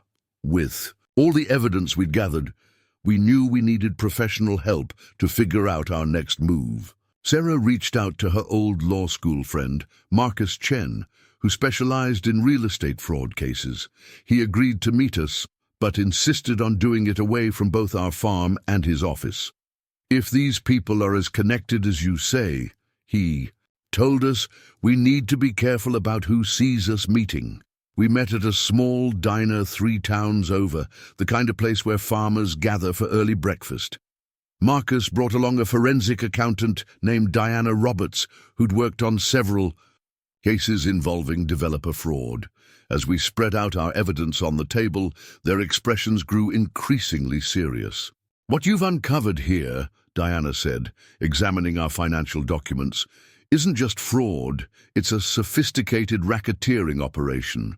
These shell companies, the fake inspections, the forged documents, they've created an entire infrastructure for stealing land And seriously, if you've ever dealt with corporate fraud, drop A in the comments. It's amazing how complex these schemes can get. Marcus was particularly interested in the pattern of property acquisitions we'd mapped. "Now, this highway expansion project you mentioned," he said, "that's public record now. But these property acquisitions started months before even the preliminary plans were filed. Someone had inside information." That's when Diana noticed something in the financial records that we'd missed. The dates of Valley View Estates Incorporation coincided exactly with the first closed-door meetings about the highway project. This whole HOA, she explained, was created specifically to acquire properties along the planned route. They're not developers. They're land speculators using inside information. We spent hours developing a strategy. Marcus explained that we needed to be careful about how we proceeded. "These people have resources," he warned. "If we come at them directly, they'll bury us in legal paperwork while they continue their operation. We need to be smarter."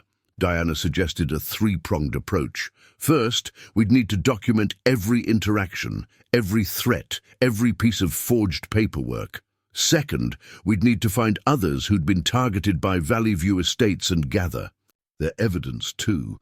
And third, we'd need to identify the weak links in their operation, the people most likely to turn on them when pressured. Sarah had already started the documentation process, but Diana showed us how to organize it more effectively. She created a system for cataloging every piece of evidence, cross-referencing it with state and federal laws that had potentially been violated. The list was staggering: mail fraud, wire fraud, conspiracy, racketeering, environmental violations, and dozens more. Marcus, meanwhile, focused on the legal strategy. "Your farm's historical status is actually our strongest weapon," he explained. "The heritage breeds, the seed vault, the educational programs. These aren't just sentimental values. They're legally protected agricultural and educational resources. That gives us additional federal protections to work with." But it was Emma who came up with what would prove to be our most valuable strategy. She'd been quietly listening to all this legal discussion while looking through her great-grandfather's old farming journals. "What if," she suggested, "we make this public in a way they can't control? Not just legal action, but show everyone what they're really doing." Her idea was brilliant in its simplicity. We had evidence of their entire operation: the fake inspections, the forged documents, the shell companies. If we could present this information in a way that people could understand, it would be harder for them to continue operating in the shadows. Michael immediately started working on a digital presentation of our evidence, creating clear visualizations of their property acquisition patterns and corporate connections. Emma began organizing our documentation of their attacks on heritage farms, showing how they were systematically destroying irreplaceable agricultural resources. Diana helped us understand which pieces of evidence would be most compelling to different authorities, environmental regulators, agricultural boards, law enforcement.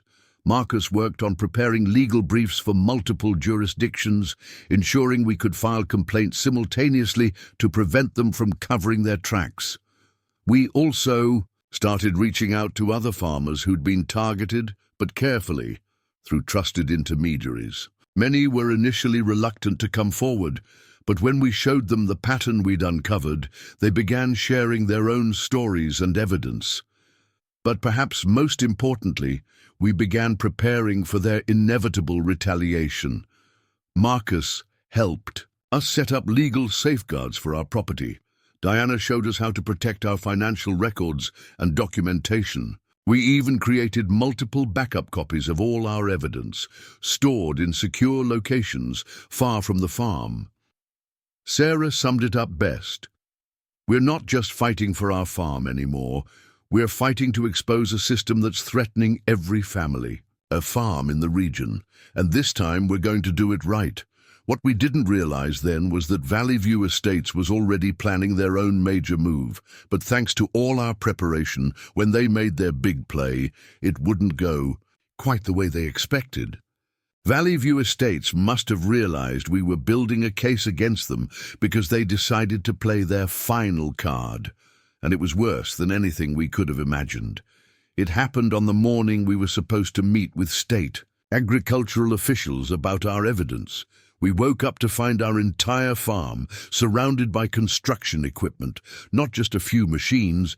We're talking about a full demolition crew with bulldozers, excavators, and dump trucks. At the front gate stood Richard Thompson, flanked by a team of lawyers and what looked like private security. He was holding what appeared to be a court order, but something about his smug expression told me this wasn't a legitimate document. When I approached the gate, he didn't even wait for me to speak. "Mr. Miller," he announced loud enough for everyone to hear, "this property has been condemned by county authorities due to severe agricultural contamination. We have orders to begin immediate remediation." He handed me a stack of official-looking papers through the fence. If you've ever had someone try to use fake legal documents to intimidate you, drop a in the comments. These scammers can be incredibly convincing. Sarah, who had come out behind me, took one look at the documents and knew something was wrong. The letterhead was perfect, the stamps looked official, but there were subtle inconsistencies that her legal training caught immediately. The problem was, proving they were fake would take time. Time we didn't have as the bulldozers were already starting to move. That's when we heard Emma scream from the direction of the seed vault. Two men in hazmat suits were attempting to enter the building, claiming they needed to secure contaminated materials. Sarah immediately started live-streaming everything on her phone while I called Marcus, our lawyer.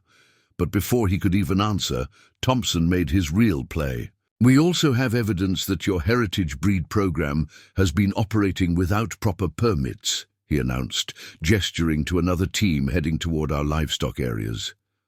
"All animals will need to be surrendered for inspection and quarantine." This was their endgame. They were trying to destroy everything that made our farm unique and irreplaceable before we could expose their operation. They knew that once our heritage breeds were quarantined and our seed vault secured, we'd lose control of generations of agricultural history.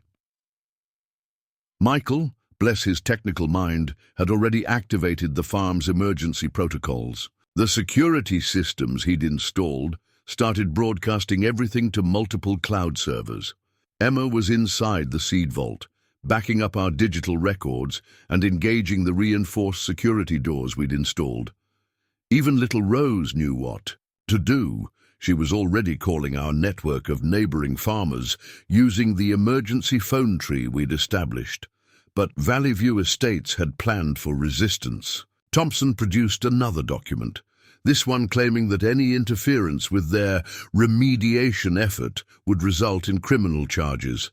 They'd even brought a police car with them, though Sarah quickly noticed it was from a different county than ours. That's when we heard the unmistakable sound of hooves and engines. Coming down every road that led to our farm was a convoy of trucks, tractors, and horse trailers. Our neighbors had responded to Rose's calls, and they were bringing reinforcements. Old Mr. Peterson's entire family was there, third generation. Farmers all.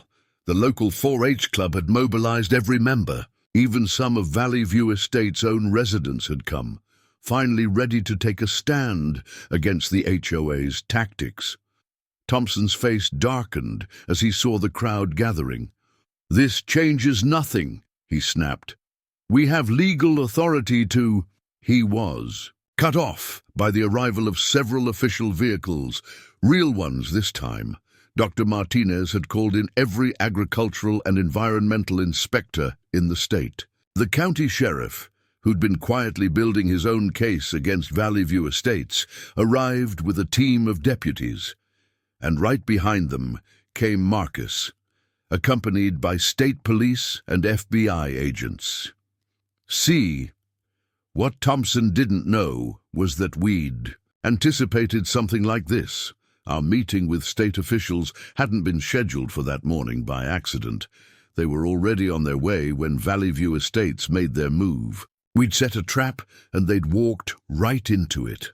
But even as law enforcement began sorting out the situation, even as Thompson's fake court orders were exposed, even as the private security team quietly started disappearing, I couldn't shake the feeling that something wasn't right. Thompson looked too confident for someone whose plan was falling apart. It wasn't until Sarah gasped, looking at her phone, that we realized why. While everyone had been focused on the confrontation at our farm, Valley View Estates had been making their real move somewhere else entirely. And when we saw what it was, we knew this fight was far from over. While law enforcement was dealing with the situation at our farm, Sarah's phone had received an urgent message from Harrison, our inside contact at Valley View Estates. It contained only a link to a live video feed and the words, "Watch now." What we saw on that feed made everything else feel like a mere distraction. The video showed a closed emergency meeting of the county commissioners. Valley View Estates had called for an immediate vote on a massive rezoning proposal, one that would affect not just our farm, but every piece of agricultural land in the county. They were trying to push through comprehensive zoning changes while everyone was focused on our confrontation, but Harrison hadn't just sent us the video feed.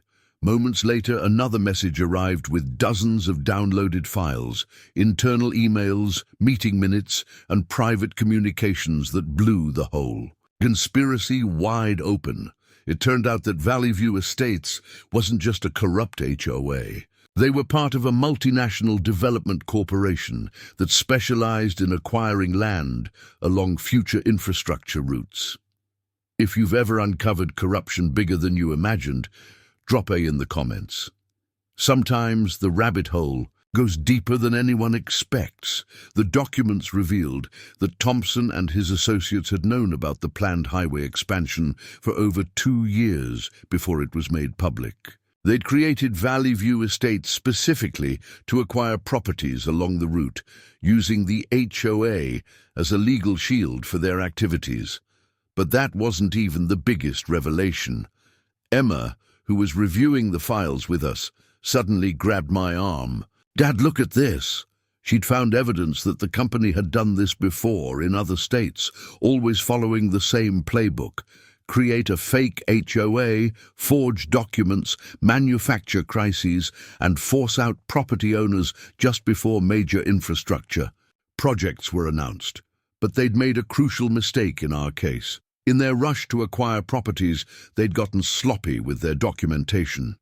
The emails Harrison provided showed that Thompson and his team had been backdating official documents, using digital templates they'd stolen from county offices. This wasn't just fraud anymore.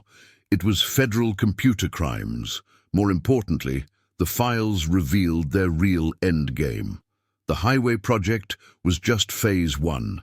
They had plans for a massive commercial development that would effectively concrete over some of the most fertile farmland in the state. The lifestyle enhancement center they'd promised would actually be a massive distribution hub, with our heritage farm properties serving as storage facilities. The most damning evidence came in the form of recorded video conferences.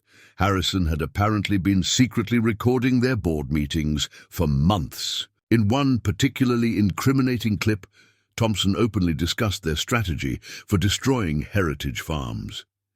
These sentimental fools and their precious family histories are sitting on gold mines. Once we break their spirit with these accidents and inspections, they'll sell for pennies on the dollar. Sarah immediately started forwarding everything to Marcus and the FBI agents on scene. But Michael, still monitoring our security feeds, noticed something concerning. Thompson was on his phone, speaking urgently to someone.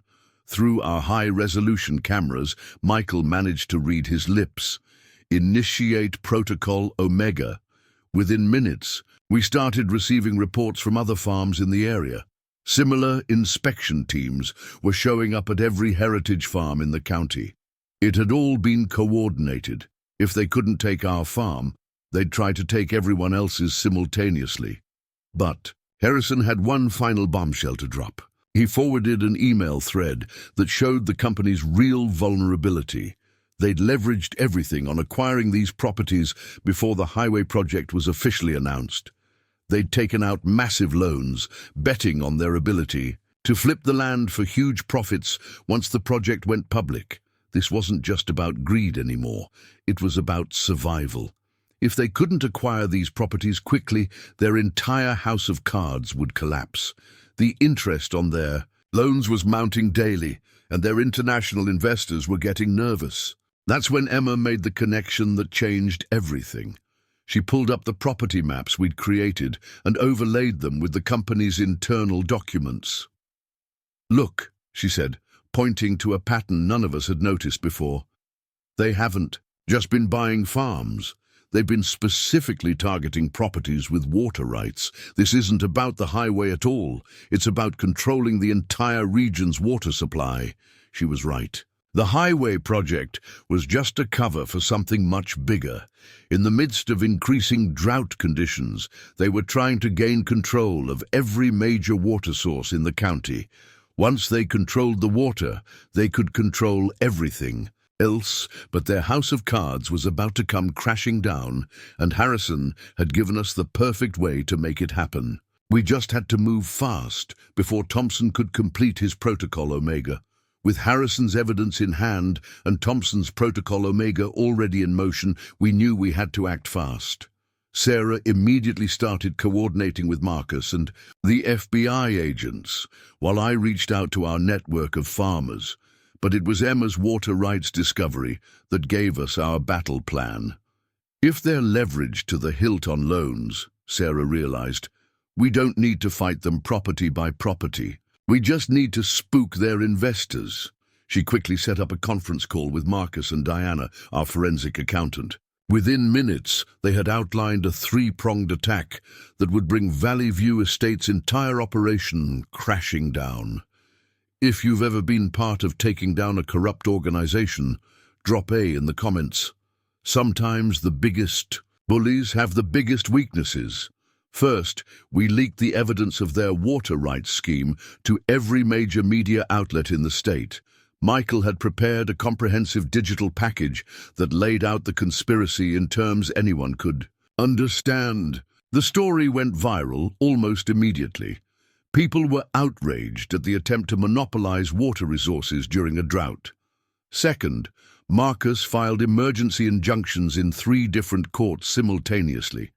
With Harrison's evidence, we could prove that Valley View Estates had committed fraud across multiple jurisdictions. More importantly, we could show that their entire operation was based on insider trading of government information about the highway project. But the masterstroke came from Diana.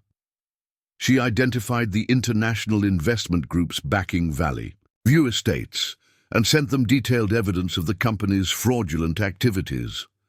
"These investors care about one thing," she explained, "their returns. Show them the company is about to face massive legal challenges, and they'll pull out immediately."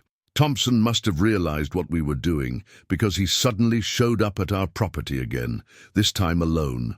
Gone was his usual smug confidence. "You don't understand what you're dealing with," he warned. "Some very powerful people have invested a lot of money in this project. They won't just let it fall apart."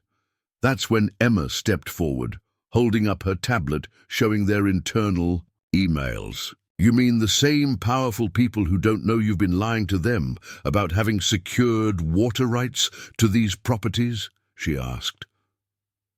Thompson's face went pale.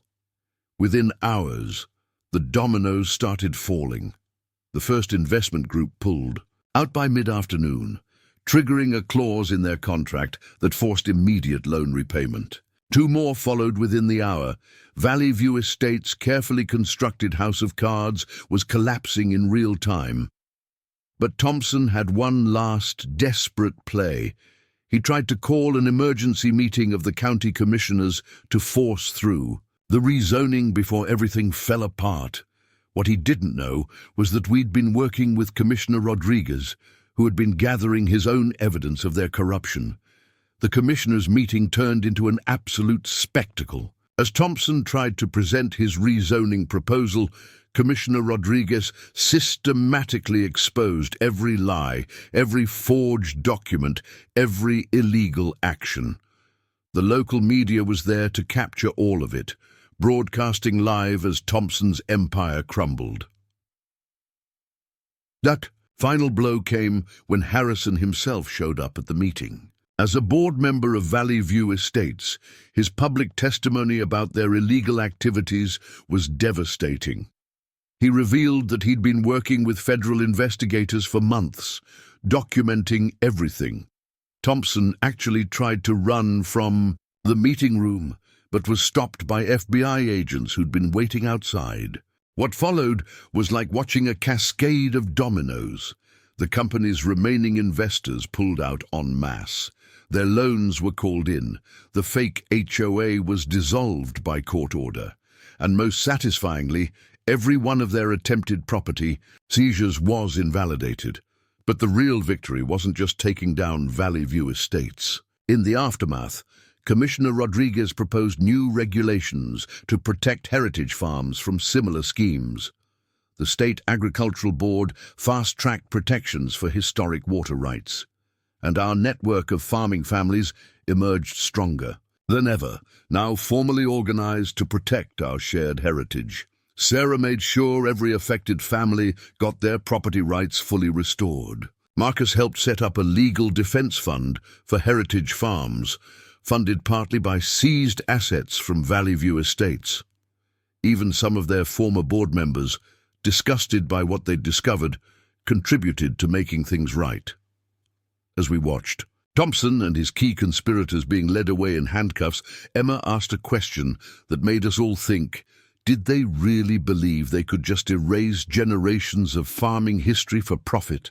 The answer came from Harrison, who joined us to watch the arrests. They never understood what they were really fighting against, he said. They thought they were just taking on individual farmers. They didn't realize they were attacking a way of life that people would unite to protect. But even as we celebrated our victory, we knew our work wasn't finished. Other heritage farms across the country were facing similar threats. We had exposed one conspiracy, but there were surely others out there. The weeks following Valley View Estates' collapse were a whirlwind of activity. As the dust settled, we began the process of not just recovering from their attacks, but building something stronger for the future. The first priority was restoring what they'd damaged in their desperate final actions. Our heritage orchard became the symbol of this renewal. Though we'd lost the original Miller's Sunset apple tree, the cuttings we'd managed to save were already showing promising growth in our greenhouse. Sarah worked with agricultural experts to ensure these saplings would carry forward the genetic legacy of our historic varieties. But we didn't just replant what was lost. We expanded. For those who understand the importance of preserving heritage species, drop A in the comments. Sometimes new growth comes from old roots. The community's response was overwhelming. Local schools organized volunteer days to help with replanting. Neighboring farms donated equipment and resources. Even some former Valley View Estates residents joined in, wanting to make amends for their HOA's actions. What had been meant to destroy us ended up bringing the community closer together. Emma took charge of redesigning our heritage breed program. She worked with Dr. Martinez to create a more robust system for preserving genetic diversity, partnering with other farms to establish a network of heritage livestock sanctuaries. Our recovered Narragansett turkeys became part of a larger breeding program aimed at protecting endangered farm species. Michael's technological contributions proved invaluable. He developed a comprehensive security system that he shared with other heritage farms, making it harder for anyone to attempt what Valley View Estates had done. His documentation of their attacks became part of a training program for law enforcement agencies dealing with agricultural fraud. But perhaps the most significant change came from our little Rose's idea. During one of our family meetings, she suggested turning our experience into an educational opportunity. If people understand why farms like ours are important, she said, maybe they'll help protect them. That simple suggestion led to the creation of the Heritage Farm Protection Network. With help from Marcus and Sarah's legal expertise, we established a non-profit organization dedicated to protecting historic farms from development schemes. Harrison, seeking to make amends for his initial involvement with Valley View Estates, became one of our strongest advocates. The network quickly grew beyond just legal protection. We developed programs to help heritage farms modernize while preserving their historic value. Sarah's greenhouse techniques were shared with other farmers. Our seed vault became part of a larger network of genetic preservation sites. Even our heritage breeds program expanded to include collaborative breeding efforts across multiple farms. Commissioner Rodriguez's new regulations became a model for other counties. The protections he put in place for historic farms and water rights were soon adopted by neighboring regions. Our story had sparked a larger conversation about the importance of preserving agricultural heritage. The seized assets from Valley View Estates were put to good use. The court ordered that the funds be used to establish a legal defense fund for heritage farms facing similar threats. Diana helped set up a financial monitoring system to watch for signs of other developer schemes targeting agricultural land. Our farm itself underwent a transformation. While we maintained our historic practices, we also embraced new ways to protect our heritage. The old barn was restored, but now housed a state-of-the-art genetic research facility.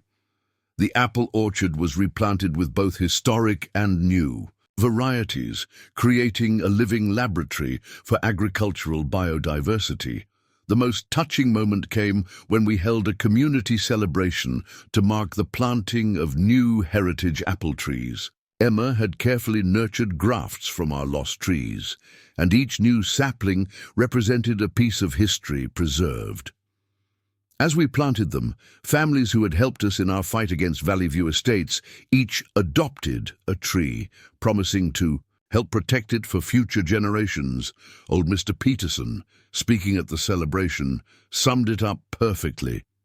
They thought they could destroy our heritage by cutting down a few trees and forging some papers. They never understood that our real strength isn't in the buildings or even the land. It's in the knowledge we pass down and the community we build. The media attention our story received had an unexpected benefit. Farmers from across the country started reaching out, sharing similar stories and seeking advice. What had begun as a fight to save our own farm had evolved into a movement to protect agricultural heritage everywhere. But perhaps the most meaningful outcome was the change in our own family. The crisis had brought us closer together, each person's strengths contributing to our survival. Emma's understanding of heritage breeds, Michael's technical skills, Rose's simple wisdom, Sarah's legal knowledge, everything had played a part. As we watched the sun set over our renewed farm that evening, I realized that Valley View Estates had actually done us a favor. In trying to destroy our heritage, they had forced us to understand just how precious it was and helped us build something even stronger for the future. Looking back on everything that happened with Valley View Estates, I can't help but think about the bigger lessons we learned from this whole experience. It wasn't just about stopping one corrupt organization. It was about understanding the true value of what we were fighting for. You see, what these developers never understood was that a heritage farm isn't just a piece of land you can buy and sell. It's not just buildings and fields and animals. It's generations of knowledge passed down through careful observation and hard-won experience. It's the subtle understanding of how soil behaves in different seasons, which plant varieties thrive in which conditions, how to preserve genetic diversity for future generations. If you've ever had to defend something precious from people who just saw it as a commodity, drop A in the comments. Sometimes the real value of things can't be measured in dollars. Their biggest mistake was thinking they could erase history by simply changing some paperwork and bulldozing some buildings. They saw our seed vault as just a storage room, not understanding that each carefully preserved variety represented decades or even centuries of agricultural knowledge. They viewed our heritage breeds as just livestock, not recognizing that these animals carried genetic traits that might be crucial for future food security. But what really strikes me now is how their attack ended up strengthening everything they tried to destroy. Our community is closer than ever, with farmers working together to protect not just their own land, but our shared agricultural heritage. The Heritage Farm Protection Network has grown into something we never could have imagined, connecting farms across the country and sharing crucial knowledge about protecting our agricultural history. The most important lesson, though, came from watching how different generations responded to the crisis. Emma's understanding of heritage breeds and her passion for preservation, Michael's technological innovations, little Rose's simple wisdom about education. They all brought something vital to our fight. It showed us that preserving our agricultural heritage isn't about freezing things in the past. It's about building bridges between traditional knowledge and modern innovation. That's something Valley View Estates could never grasp. They saw progress as replacing the old with the new, not realizing that real progress comes from building upon foundations laid by previous generations. They couldn't understand why anyone would fight so hard to preserve old apple varieties or heritage livestock breeds. They didn't see how these pieces of living history might hold solutions for future challenges. The fight taught us something else too: the power of transparency and truth. When we exposed their plans to monopolize water rights, when we revealed their pattern of targeting heritage farms, when we showed how they were manipulating legal systems, it wasn't just about stopping their scheme. It was about showing people the importance of protecting agricultural heritage before it's lost forever. And you know what's really interesting? Some of their own people ended up understanding this better than anyone. Harrison's transformation from a Valley View Estates board member to a heritage farm advocate showed that when people truly understand what's at stake, they often make the right choice. Even some of their former residents now volunteer at our educational programs, helping to teach children about the importance of agricultural preservation. The legal protections we helped establish aren't just about saving old farms, they're about preserving crucial agricultural knowledge for future generations. Every heritage breed we protect, every historic seed variety we preserve, every traditional farming technique we document adds to humanity's toolkit for facing future challenges. In a world dealing with climate change and food security issues, this knowledge could prove invaluable. But perhaps the most profound lesson came from watching how our children processed everything. Emma now sees herself not just as a farmer, but as a guardian of agricultural heritage. Michael understands that technology isn't just about innovation, it's about protecting and enhancing traditional knowledge. And Rose, she reminds us daily that the simplest solutions, like teaching others to understand and care about what we're protecting, are often the most powerful. The attempt to steal our farm ended up creating something much bigger than ourselves. It showed us that when people understand what's truly at stake, not just land and buildings, but knowledge, heritage, and future food security, they'll fight to protect it. It proved that community bonds and shared values are stronger than any legal manipulation or corporate scheme. And you know what else? It showed us that sometimes the biggest threats can lead to the most important transformations. Valley View Estates thought they could silence us by threatening our farm. Instead, they gave us a platform to speak about the importance of agricultural heritage to a national audience. They thought they could isolate us by attacking our property. Instead, they helped us build a nationwide network of heritage farm advocates.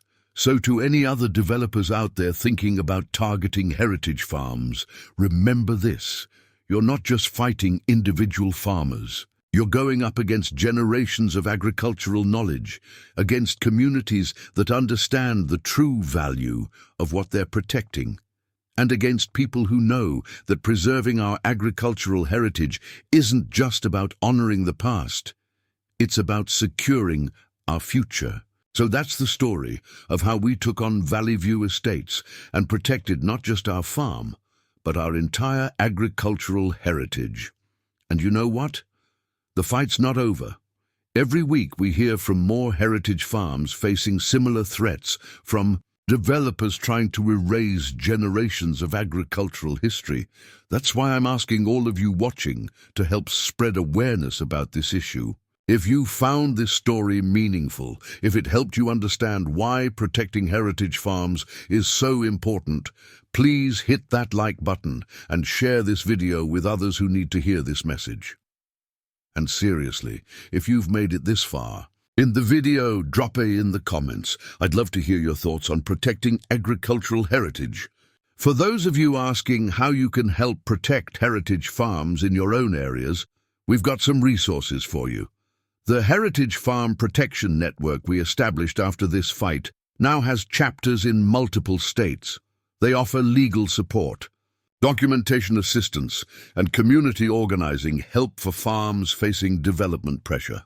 I'll put links to their website in the description below. Many of you have been messaging me about Emma's Heritage Breed Preservation Program and Michael's security system designs. We've actually created detailed guides for both, which are now being used by farms across the country. If you're interested in learning more about either of these, or about Sarah's greenhouse preservation techniques, drop a comment below and let me know which aspects you'd like to hear more about in future videos. And speaking of future videos, I've got some amazing stories coming up about other heritage farms that have fought similar battles. You wouldn't believe some of the tactics these developers try to use, though after hearing our story, maybe you would. Make sure you hit that subscribe button and ring that bell so you don't miss these upcoming videos. Little Rose, who's not so little anymore, has started her own series of educational videos about heritage farming. She's teaching kids about the importance of preserving agricultural knowledge in a way that only a child can. If you've got young ones interested in farming, check out her channel. I'll link it in the description. For those asking about our heritage apple orchard, I'm happy to report that the new trees are thriving. The grafts from our original Miller's Sunset apple tree have taken well, and we're expecting our first harvest next season. We're actually documenting the entire restoration process, so if you're interested in heritage fruit preservation, stay tuned for that series. Many of you have also asked about Harrison and what happened after Valley View Estates collapsed. Well, he's become one of our strongest allies in the fight to protect heritage farms. He's been traveling around the country, speaking about how developers target these properties and what communities can do to protect them. His insider perspective has been invaluable in helping other farms prepare for and prevent similar attacks. 2. The farming families watching this who might be facing similar threats. Remember, you're not alone. The network we built during our fight is here to help. Don't wait until things get as bad as they did with us. Reach out early, document everything, and most importantly, connect with other heritage farms in your area. There's strength in unity, and developers count on farms trying to fight these battles alone. If you're part of a heritage farm facing development pressure, put A in the comments. Our community is here to support you. For those wondering about what legal protections are available for heritage farms, we've actually created a comprehensive guide based on our experience. Sarah and Marcus worked together to break down the various laws and regulations that can help protect historic agricultural properties. It's available through the Heritage Farm Protection Network website, completely free for any farm that needs it. I want to give a special shout out to all the amazing people who've supported this channel and helped spread awareness about heritage. Farm protection. Your comments, shares, and encouragement have helped us reach so many people who needed to hear this message. You're all part of this fight to preserve our agricultural heritage. And remember, if you want to support heritage farms in your area, it's not just about fighting developers. Visit your local farmers markets, support farms that maintain heritage breeds and historic crop varieties, and teach others about the importance of agricultural preservation. Every small action helps protect this crucial part of our heritage. Finally, if any lawyers, agricultural experts, or tech-savvy folks watching want to help protect heritage farms, the network is always looking for volunteers. Whether you can offer legal advice, technical expertise, or just your time and support, there's a place for you in this movement. Stay tuned for next week's video, where we'll be diving into another incredible story about a heritage farm that found an amazing way to fight back against corporate developers. Trust me, you won't want to miss this one. And now let me tell you about another incredible story that shows just how creative people can get when protecting their property rights. This next one is about a neighbor who had to deal with some absolutely outrageous parking violations in their area. You won't believe how they handled it. It was around midnight when this whole situation started, and trust me, what happened next will definitely make you think twice about how people park their cars. This person was walking their dog late at night when they came across something that would spark an interesting confrontation with their neighbors. By the way, if you've ever had to deal with inconsiderate parking in your neighborhood, drop a in the comments. Sometimes these simple issues can lead to the most surprising solutions. Before I get into this next story, though, I want to thank everyone who's been supporting this channel. Your comments on these property rights stories have been amazing, and they really help others understand they're not alone in dealing with these situations. The community we're building here is helping people across the country stand up for their rights. Speaking of rights, this next story really shows how sometimes the simplest solutions can be the most effective. It's about someone who found a creative way to deal with a parking situation that was making life difficult for everyone in the neighborhood. But unlike our farm story, they managed to resolve it without any major legal battles, though their method was pretty unconventional. You see, in this case, someone had parked their car in a way that was completely blocking the sidewalk. Now, you might think this is a minor issue compared to what we just went through with Valley View Estates, but it really shows how even small violations of community standards can lead to interesting confrontations. The great thing about this next story is how it demonstrates that you don't always need lawyers and court battles to stand up for what's right. Sometimes all it takes is being willing to have an awkward conversation at midnight. And trust me, this conversation gets pretty interesting. Now, I know many of you are still processing the farm story we just finished. And don't worry, we'll have more updates on the Heritage Farm Protection Network in future videos. But I think you're going to really appreciate how this next story shows a completely different approach to dealing with property rights issues. The timing of this next story is actually perfect, because it shows the contrast between large-scale battles, like we faced with Valley View Estates, and the everyday challenges that can pop up in any neighborhood. It's a reminder that standing up for what's right comes in all shapes and sizes. If you're ready for another property rights story, put A in the comments. Let's see who's staying up late for this one.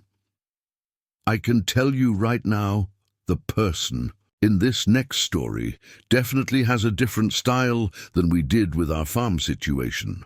While we had to build a whole network and gather evidence for months, they managed to resolve their issue in one night, though their method might raise some eyebrows. And just like our story had old Jack the Border Collie, this next one features another faithful canine companion who plays a role in the events. It's amazing how often our four-legged friends end up being part of these neighborhood stories, isn't So get ready for another tale of standing up for community rights, but this time with a much quicker resolution and a totally different approach. This one's going to show you that sometimes the best way to handle a situation isn't through legal battles or complex strategies. Sometimes it's just about having the courage to knock on someone's door at midnight and speak your mind. Let's dive into this next story, and I think you'll see why I chose to share it right after our farm battle. It's a perfect example of how property rights issues can come in all sizes, but they all deserve attention and creative solutions. Here's what happened when one person decided they'd had enough of inconsiderate parking in their neighborhood. Up. Next, you've got two more standout stories right on your screen. If this one hit the mark, you won't want to pass these up. Just click and check them out.